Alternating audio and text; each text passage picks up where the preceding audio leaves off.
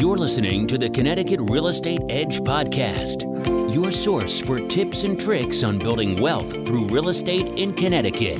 You will get the best techniques from leading local experts in real estate and lending. Now, here's your host, Robert Weinberg.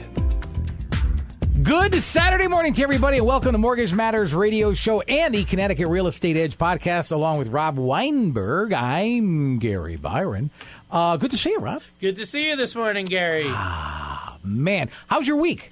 Hey, man, we're rocking and rolling this summer. What can I say? Do you traverse the state? Do you take the family out on nice days and do family? I was out. I was in Stonington, Mystic area, back for Memorial Day. I mean, I'm all over the place. You know, I try to just anything good going on, I try to be there. I love the food truck festivals going on. I was down a couple weeks ago at Celebrate Shelton down in Shelton, Veterans Park down there. Phenomenal time. You know, I bring the family out. I have a 2-year-old. That's right. So you take day trips and oh yeah, all the time. Especially love it. Yeah. I mean, this time of year, you gotta enjoy where you live, you know, and you got to embrace where you live too. You know, we talked on the last show about the time of year and socialization and all that, and it's like, if you're living in New England, this is the time. Now I'm going to talk professionally now. What's the difference between this summer, June 2023, and let's just go back 1 year? Okay. Because I kind of know the answer. Right. If I go up 10 years, I don't even have to work in your industry, and I know what the difference was compared to 10 years ago. But even 1 year, June of 2022, what's the major difference? I'd say right now buyers are hungrier than they were a year ago. A year ago, I saw a lot of buyers that were very hesitant to offer well over ask. They were very hesitant to max out their pre-approval.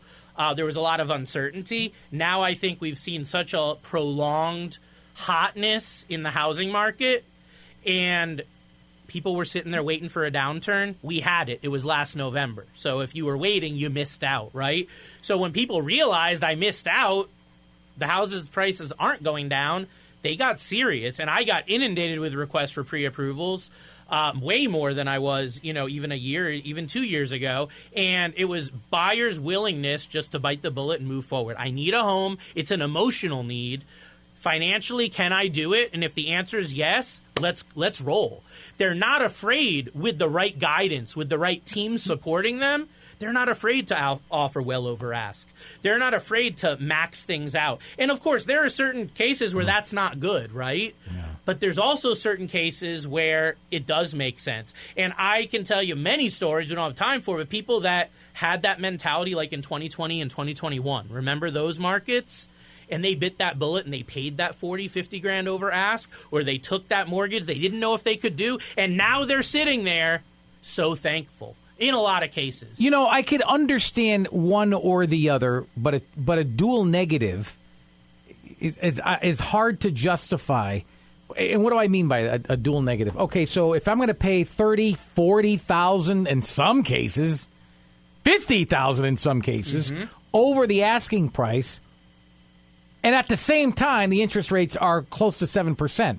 So it's usually one of the two. It's either low interest rates and I'm going to pay a lot for the house, or I'm going to pay little for the house because the interest rate is high. But when you get two negatives, high interest rate and bidding wars way over the asking price, that's a double negative. How can people justify that? Well, how you could justify it is everyone's in a different situation. Can you afford it or not? Like, it's a yes or no question. If a year ago, you can ask that about anything. But a year ago, your mortgage was $2,500 a month, for example. Now your mortgage is $2,800 a month. Can you afford $2,800 a month?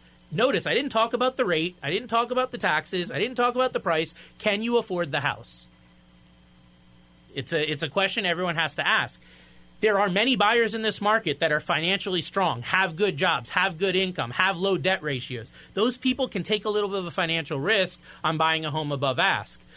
When you have people cutting, every last penny, unfortunately in this market, those are the ones that can't and shouldn't pay well over, and those are also the underserved. Those are the ones that are not getting the homes in many, many cases. Now, there are certain realtors that I work with, one in particular, Josh Brown, we've had on this show with Keller Williams. Every realtor sitting here complaining about the market and these price ranges, then I throw clients to Josh, and he actually gets offers accepted in amazing deals, seller concessions, like how is he able to do it and others aren't? So I always say it's about that team, but it's also about his guidance of these buyers. Can they do it? Can they not? And what is their comfortability level? And getting them to that and making a deal that works for everyone, okay? Yeah. I mean, I'm seeing houses that are going on the market on a Friday and the following Wednesday.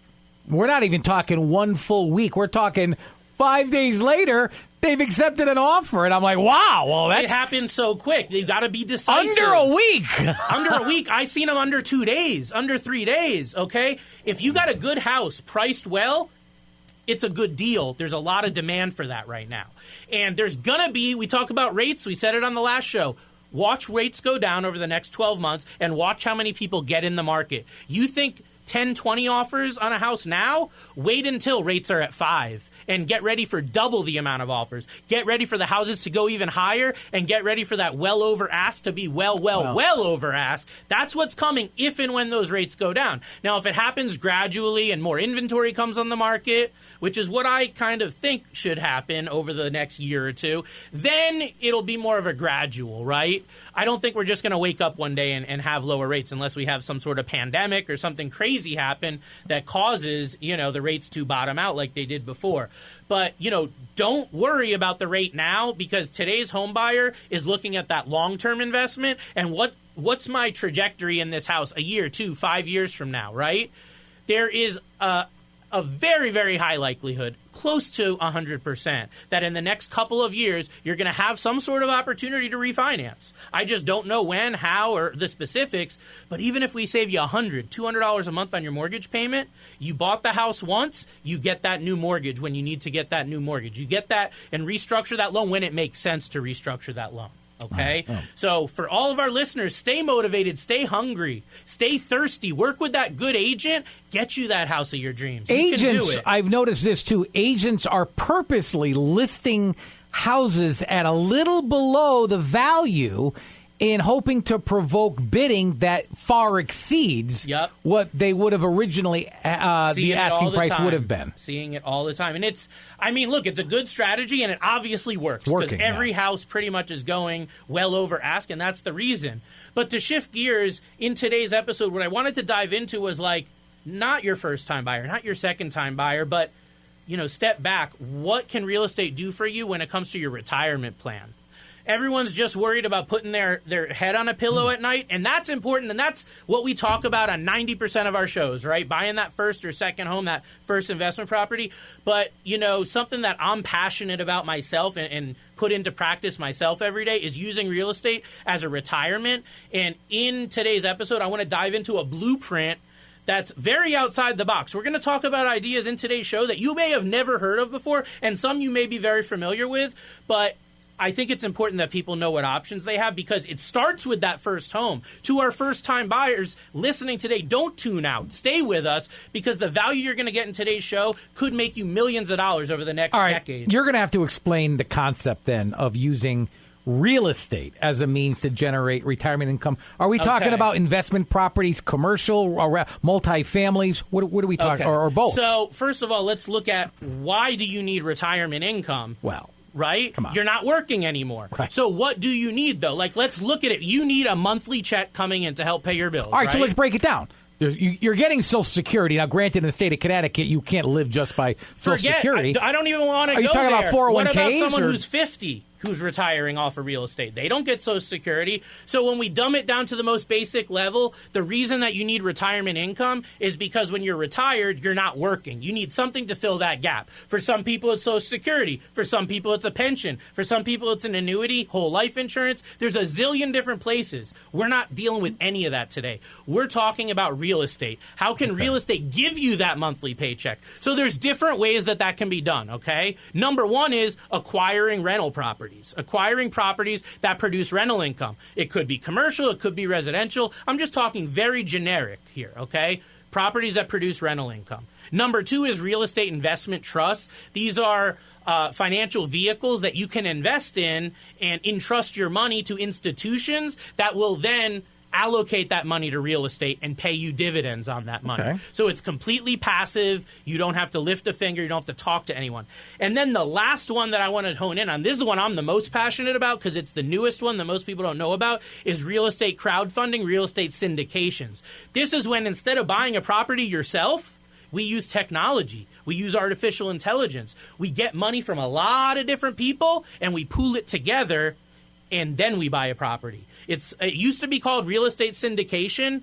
Now, with the internet, it's called real estate crowdfunding. Now, this is something that I personally got in on the ground floor back in 2008, 2009, in the midst of that huge real estate crash. Oh, yeah. I started doing this syndication and crowdfunding stuff when no one else was, for reasons that we can talk about, but I love it because it's passive. I love it because I get a monthly deposit into my bank account. And I'm 39 years old. I am not retired. I'm not near retired. But I have thousands of dollars a month coming in from real estate syndications, real estate investment trusts, the stuff we're talking about. So everything we're going over, I have all three of these. My goal is to show people so they can decide what works for them. So, all right, so let me make sure I understand what you're saying correctly. You could realistically own 1% of some multi-million-dollar complex in a state you've never even been in, let alone Yes, been into the actual. Not only property. can you own property there, you also have it managed for you completely passively.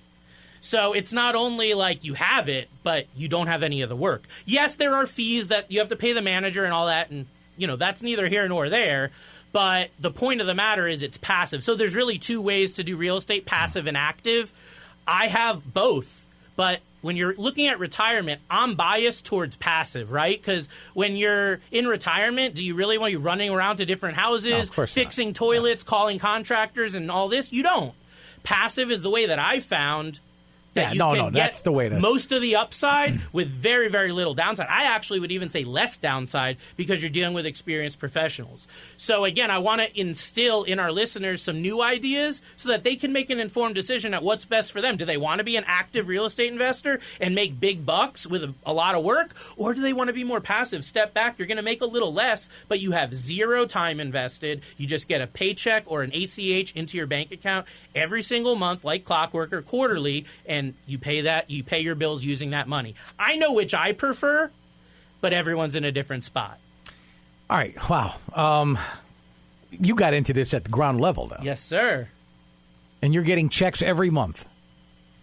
And, I mean, monthly, how long quarterly. does it take for you to break even? Because I'm sure you had to put up a great amount of money initially. It's not about breaking even, though, with real estate for retirement. It's about cash flow, okay? So breaking even, I mean, you'll break even when the property sells and you get your money back plus 10 grand on top of it. Like, that's the break even part. But step back and don't look at that. It's how much money am I going to make per month from this? So imagine this for a second. Rather than investing in one building, one commercial property or one 4-unit, and let's say you're going to make $5,000 a month off that, okay? Mm-hmm. One property. Why not take that money, put it in 10 properties, and get $500 a month from each of the 10? Now you have the same net $5,000 with a lot less risk. That's possible through real estate crowdfunding. That's possible even through the real estate investment trust that we'll be talking about.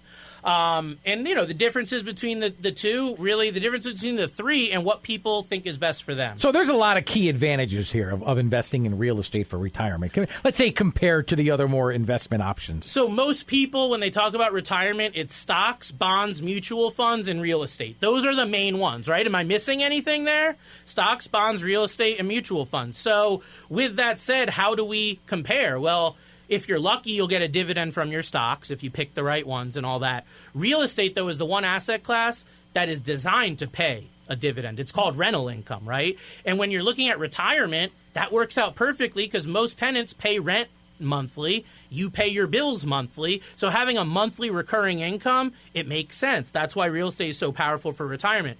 Property appreciation over time. You have with the stock market, your stocks can go up, right? Your bonds can go up. With real estate, the property value can go up, and you can take advantage of that down the line by borrowing against it, selling, all the different ways that you can access the equity. So there's also appreciation. So you have that cash flow and the appreciation. Then you've got the hedge against inflation. So right now, people are seeing this more than ever because rents have gone up so much, right? Mm-hmm. Who benefits from that? Landlords are who benefits from that. So what I mean is inflation's going through the roof. When we look at inflation over the last 100 years, generally real estate, the returns on real estate tracks inflation over the long run. That's the truth. So with that said, if inflation is going up and you own rental property or you own real estate investments, you can be certain that the rents will be able to track inflation. Over a long period of time, those rents will go up. And with dividends, with stocks and all that, you can't guarantee that at all. But with real estate generally, that is something that is a big benefit. But how do I know it's the right one? How do I know which one is right? Well, that's one of the benefits. You have the control. If you're doing direct ownership, you have control. So what's right for you? I don't know. What are you looking for? How much cash flow are you looking for? So really when we dumb it down, it's a case by case, right? You could have two properties on the same block. One of them is a great investment. One of them is not. But what we're really looking at is how much money's coming in versus how much money's going out, right? So if your mortgage payment with everything, and again, talking about direct real estate ownership, if your mortgage payment's $2,500 a month out the door and your rental income's $3,000 a month, there's a good little margin there, right? But if your mortgage payment's $2,500 a month and your rental income's only $2,400, I'm not saying it can't work at all, but for retirement income, that's probably not your best bet. You want to look for a good margin of cash flow so that if something comes up, you can move forward. You don't have to completely ruin and drain your bank account on one issue. You have control over property management. You have control over the property that you buy if you're doing it yourself. But stocks and bonds, you have no control. So when we compare them, you have way control over the real estate unless you're investing in the real estate investment trust, in which case you're really like handing the controls over to a management team who's going to really pick the properties and kind of do everything for you. So that's kind of the difference. Are there, I don't know, like specific types of real estate investments that are maybe more suitable for generating retirement income than compared to others? Yeah, so we got to look at what are your retirement income needs, because some people may be okay having like $3,000 a month in retirement income. Other people may not even be able to pay their basic bills with that amount, right? So we got to look at how much money do you need for retirement. And I'm not a financial advisor. I'm a real estate and mortgage professional. So with that said, I'm not the one to tell you what you need in retirement. You want to talk to a financial pro, someone on your wealth team that understands, you know, cash flow and investments and all that, so they can tell you, here's what you need in retirement. Then we can reverse engineer that and plug real estate into that plan. Risk tolerance is important. If we're talking about retirement, we're talking about the final chapter of your life in most cases, right? We don't want to be taking big risks. We don't want to be doing development deals or deals where there's a lot where you could lose 50% or more of your investment. We want deals where your investment's protected. There's strong cash flow. There's a history of making money with the property, whether it's commercial or residential. We want that history because although it's not a guarantee of the future, the past is at least a good idea of what could happen in the future, right? So we want to use those projections and those histories from the past to look at what the future is going to be. And you have to decide as a retired or soon-to-be retired real estate investor, are you looking for hands-on active investing where you're going to deal with the tenant and deal with the property, and that's fine. You can do that. But there's also the other side of the coin, which is the passive, the real estate investment trust, the syndications, the crowdfunding. Consult your wealth team to figure out what's going to work best for you and how it fits in. Folks, you are listening to Mortgage Matters radio show and the Connecticut Real Estate Edge podcast. You can check out Rob's website at robgw.com and a phone number to make that appointment, 860-413-3938. I'll repeat those numbers. That phone number and the website, again, of course, more towards the end of the show. Even give you an email address along with Rob Weinberg. I'm Gary Byron. What are some of the common, I don't know, maybe challenges, Rob, that, or maybe even some risks that are associated with using real estate for retirement income? And really, let me ask you this also, can they be mitigated? Yeah, so there's obviously market fluctuations that can happen, right? Real estate can go up. It can also go down, absolutely, right, if we really think. So there's going to be volatility with the value. One way to mitigate that is to not use a lot of debt, meaning buy a property and put a big down payment. That's going to help mitigate the risk, because if the property goes down and you want to bail out, if you have 20 or 30% equity and the house goes down 10%, you're still okay. Whereas if you put a really, really low down payment you might be stuck, right? So that's one way to mitigate. Next thing is property management and tenant-related issues. So, I have a property in North Carolina, a direct ownership property. I haven't been down there in over 5 years. I have a property manager that manages it for me. We've gotten multiple new tenants in there. I've never talked to them once. They deposit the money in my bank account. They screen the tenants. They collect the rent. They deal with the repairs. That's it. It's so easy. And I've owned this property, by the way, since 2007. I bought it. And I lived there for a little bit back then, but obviously I've been in Connecticut. And since I bought it and moved up here, I've only been down twice to the property. Okay? 13 years I've been down there twice. The property manager handles everything. So people say, well, I don't want to invest in real estate because I don't want to deal with that. That's what property managers are for. Mine charges 10% of the rent, worth every penny. You might be able to find one that's a little cheaper, but find someone that has experience in the area managing properties. There's a lot of them. They can take a lot of that off your plate, and that can be great if you're retiring, looking for that more passive income, right? But still, you want some control. Financing risk, interest rates going up. Mortgage products changing, just the mortgage risk, the risk of having a mortgage on a home. What if the tenant doesn't pay? Do you have the money to cover that? So the mitigation strategies with that are going to be to have a reserve fund, have a contingency fund, right? So that if something happens or the tenant doesn't pay, you've got reserve. You've got the ability to do that. It doesn't derail your whole process. You want to diversify through different strategies. Like I do both passive and active investing, do a lot of market research, geographic diversification. You want to have properties, especially if you're doing syndications, you want to have properties all over. The main areas I've been focusing on over the last year have been like the Southeast, because there's a lot of growth going on in the Southeast. A lot of people are moving to Florida, Georgia, Louisiana, those lower cost states from higher cost states. That's creating demand for commercial real estate. That's creating demand for single family rentals, all that stuff. So that's really, really important to understand. It really is. What about tax benefits? Is there any potential for tax benefits and maybe some implications of investing in real estate, especially for retirement income? Yeah, so there's tax deductibility that you'll get for mortgage interest, taxes, depreciation, and other things. You want to consult with your tax advisor. But definitely when it comes to the rental properties, lots of different tax deductions. That's one of the main reasons that some people get into real estate is because of the tax deductions. It's really the best of anything, especially as an investor. There's so much you can write off that, a good accountant can go a long way. So definitely consult with them. Another thing is called 1031 exchanges. So 1031 exchanges is an event where you trade one property for another similar property and you avoid, or I should say you defer the tax on it. So this has been really hot lately because people are looking to sell at a good time, but they're looking to also continue having that income. So they'll sell, say, an apartment building and buy another one. Or they'll sell a single-family home in Connecticut and buy a single-family home in Florida. There's this 1031 exchange that can be done, which can, again, defer, avoid. You got to check with your professionals for your situation to see if it applies, but it's a huge way to save a ton in taxes. So consult with your tax pro, consult with your wealth team to see if there's maybe any other outside of the box strategies that could work for your scenario. When you look at your real estate portfolio, how important is diversification? Super important. I mean, you want to diversify in different property types, locations, and strategies.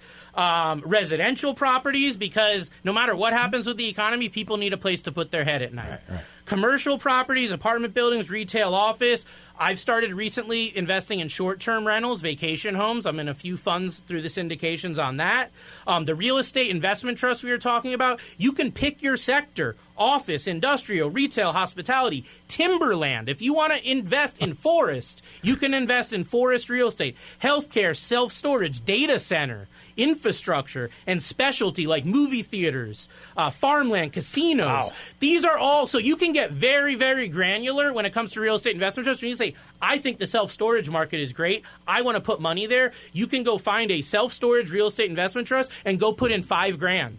And you have access to hundreds of self-storage facilities in that portfolio. That's diversification. That's what the real estate investment trusts really allow. But you want to balance between cash flow and those with long-term appreciation. Now, as someone looking at retirement, our listeners today, you want to focus more on the cash flow. If you're younger, you have time to swing to the fences, that's where you can do maybe a little more of the development, the higher risk that'll give you the higher return. But that's not something for real estate retirement. That's not something necessarily for real estate cash flow in retirement. All right, let's talk about the elephant in the room here now. It's that time of the show. Let's talk about some strategies for financing real estate investments. So leverage your existing equity. If you're someone that already owns one home, and you should be, if you don't, that's where you want to start. But how do we get into that next home? Leverage the equity you have. If you haven't tapped it in many years, maybe you bought your home 5 or 10 years ago, you may be sitting on a lot more than you think. Had a client just recently do this, cashed out, refinance on their current primary home, took that money they got, it's about $75,000, and we put that down on a 3-family home for their investment portfolio. That's how they were able to leverage, was refinancing their primary home, taking out equity, and using that as the down payment. They did that because they didn't want to take money out of their 401k. They didn't want to raid their investments that are down right now. Right. So that's how they did it. It might be a home equity line of credit, home equity loan, but one way or another, leverage that existing equity. Another one for our 62 and over listeners is going to be the reverse mortgage. Reverse mortgage can be an amazing way to build a real estate portfolio because you have access to this growing line of credit. You can use that line of credit to buy other properties. You can use that line of credit to invest in real estate investment trusts or syndication. So that can be a great way. And you want to partner with other investors. You know, that's a big strategy, is partner with other investors. Don't go at this alone, especially if it's your first go around. Make sure you've got that wealth team. And if you're someone that wants to dip their toe in the water, look strongly at the real estate investment trusts we've been talking about, the REITs, REIT, and look at the real estate syndications because they have very low minimums. You can dip your toe into some of these with $500, $1,000, $5,000. You can't do anything in real estate with that amount of money. This is a way to get your foot in the door. And the real estate syndications, there's a lot of different sites out there. So for those listeners that are interested in that, the ones that I recommend are Fundrise, CrowdStreet, Realty Mogul, and Fund That Flip. Again, Fundrise, CrowdStreet, Realty Mogul, and Fund That Flip. Those are the ones that I've personally used and I really do love, and I get cash flow every single month from these companies. There's other ones out there, but these are the ones that I love. Can you answer a question in 30 seconds? Right. How can someone actively manage all this real estate investments and to maximize their retirement income potential? So you got to start looking at your real estate as a portfolio like stocks or bonds, meaning you have to be reevaluating it on an ongoing basis. You need to make sure you've got the right rental rates on your rental properties. If not, you need to change those. You need to look at the trends that are going on. You know, what is going to keep you on the forefront?